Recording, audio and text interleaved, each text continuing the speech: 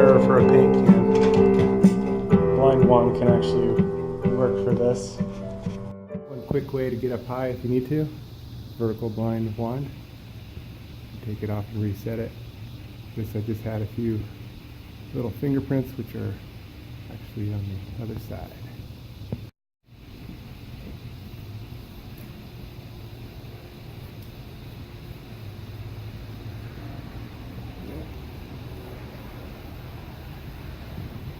Look at that.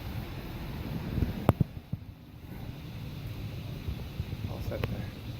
Just a quick little, sometimes what you need is what you need.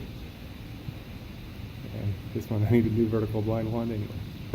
And then the blind wand can just rehang right here. We're good to go. Of course, there's any number of other ways to get this done. A broom handle, a mop handle, you know, anything, towel bar.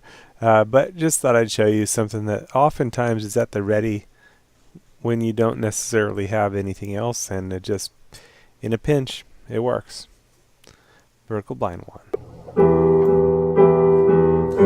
So links to parts, products, and tools shown in the videos can be found in the links below.